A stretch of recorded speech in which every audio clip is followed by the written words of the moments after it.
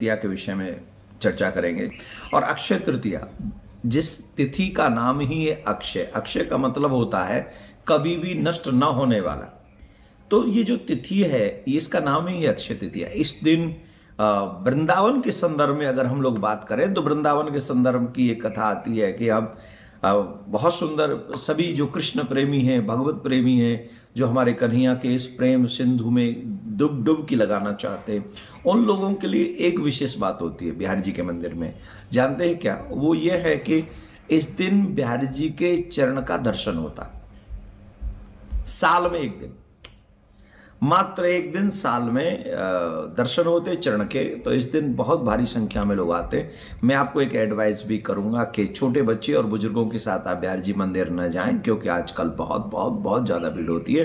तो आप संभल के जाएं। और प्रिया कांजू के भी दर्शन करने जब आएँ तो यहाँ तो इतना वो सब उतना भीड़ नहीं है, लेकिन बिहारी जी के मंदिर में छोटे बच्चों के साथ इस समय या अक्षय तृतीया वाले दिन तो मुझे नहीं लगता कि आपको वहाँ ऐसे बच्चों को और बुजुर्गों के साथ जाना चाहिए। बाकी के एज यू विश, जो आपको अच्छा लगे वो आप कर सकते हैं। और वैसे प्रशासन बहुत अच्छे से देखभाल कर रहा है, पर फिर भी क्योंकि संख्या बहुत ज़्यादा हो जाती है और स्थान छोटा है।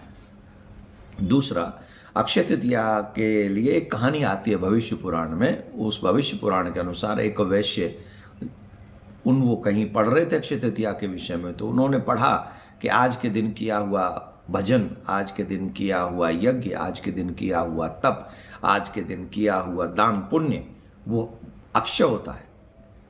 तो उन्होंने उस कहानी को, उस कथा को पढ़ने के बाद में ये व्रत का किया। अक्षय तृतीया पे उन्होंने गंगा स्नान किया। गंगा स्नान करने के बाद वेदज्ञ ब्राह्मणों को, भजनानंदी ब्राह्मणों को, गायत्री जाप करने वाले ब्राह्मणों को बुलाया और ब्राह्मणों को बुलाकर उन्होंने अन्न इत्यादि, भोजन इत्यादि उनको दान दिया, दक्षिणा इत्यादि, वस्त्र इत्यादि दान किए और जब तक जीवित रहे वो दान करते रहे। फिर भविष्य पुराण की कथा अनुसार ऐसा आता है कि वही वैसे अगले जन्म में एक राजा बने आकर, और वहाँ भी उनका वो सद्व्यवहार ठीक रहा, फिर उनका कल्याण हुआ।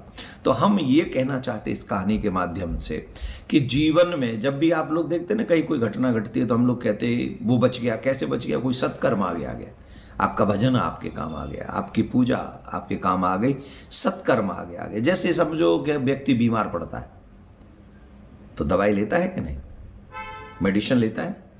वैसे ही ये संसार में जो दुख हैं, परेशानियां हैं, ये बीमारियां ही हैं।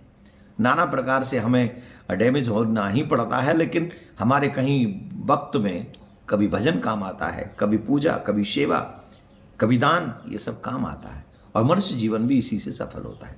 तो